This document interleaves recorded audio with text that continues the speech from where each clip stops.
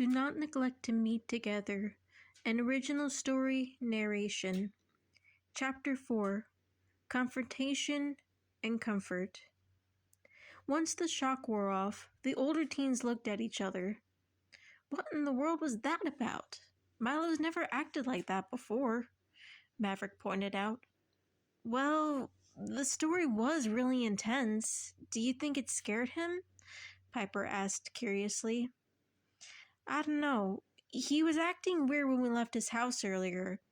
When I tried to ask him about it, he just kind of brushed it off. But something is definitely bothering him. Philip stood up. You guys wait here. I'll go check on him. Philip walked out of the meeting room. It didn't take Philip too long before he found his cousin in front of the water fountain. The boy took several gulps of water and then took a step back until his back hit the wall, wiping his eyes on his arm as he slid to the floor and buried his face in his knees. All Philip could do was look in concern at his cousin before sighing and taking a breath. Milo? Milo lifted up his head and turned to face Philip, tears welling up in his eyes. Through his tears, Milo could see Philip staring at him with concern. Philip! I didn't see you there. Milo jumped to his feet, wiping hard at the tears in his eyes before standing up straight. I'm okay. I was just about to come back. Milo forced a smile, though his budding tears betrayed him. Philip said nothing as he donned a stern, yet concerned face and walked over to Milo. Milo let his gaze hit the floor as soon as Philip stood in front of him. The young teen clenched his eyes tight as his older cousin knelt to the ground and placed his hands on his shoulders. Milo, what's wrong? I told you I'm... Milo. Milo tensed up a bit as Philip said his name in a tone that made it clear that he didn't believe what Milo was saying. When we left your house this afternoon, you were dead silent after your mom made it clear that she and your dad weren't interested in going to Bible study. Or being a part of the faith. And now you ran out of our Bible study in tears after hearing the story of Lazarus and the rich man. The story that reminds us that this life is the only chance we have to get on the right path, and what consequences happen to those who don't live right. Milo lowered his head in defeat as Philip retold Milo's strange behavior during the events of the day, sensing that his cousin was putting the pieces together. Philip lifted up his hand and gently cupped Milo's face, making his younger cousin look at him. Milo, this is more than just being sad that your parents didn't want to join Bible study, isn't it? You're scared for them. Having his fear put into words was enough to break Milo down into tears again. Pulling out of his cousin's grasp, Milo hugged himself tightly, letting his tears roll down his freckled cheeks. No matter what I say, my parents won't believe the truth. What do I do? I'm so scared. Philip felt sadness grip his heart as he watched Milo break down in tears in front of him. After a moment of Milo silently sobbing, Philip wrapped his arms around his cousin and pulled him into a gentle hug, a gesture that Milo was extremely grateful for.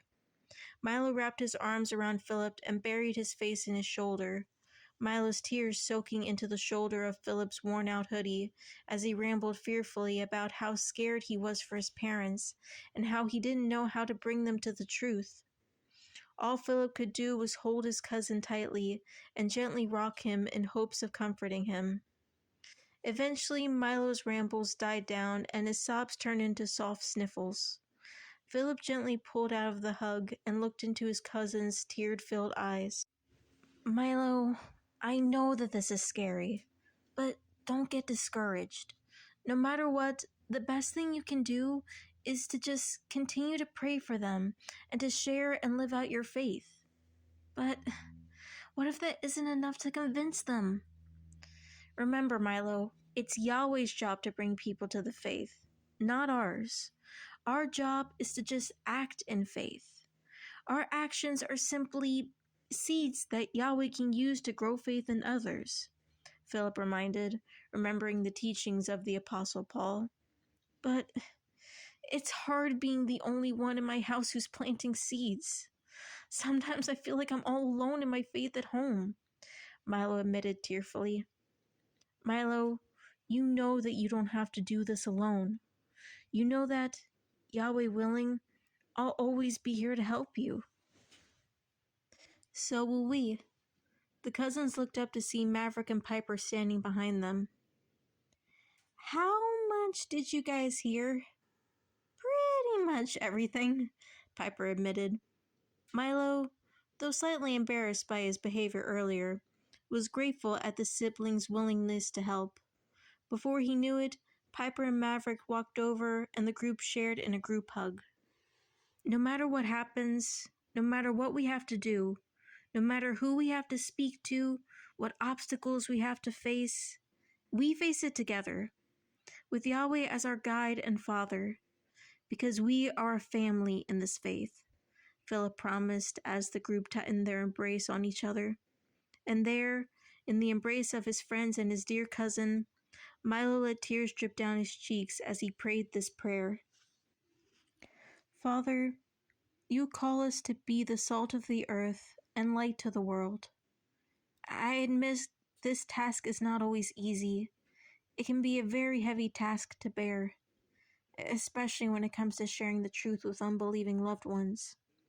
But I know that we don't bear the full burden. It is you who grow the trees. You just call us to plant seeds. Father, may you be with us as we try to plant seeds in your name.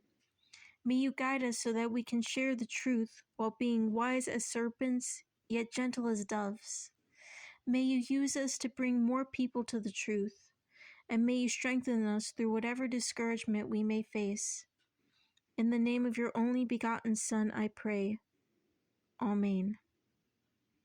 The end.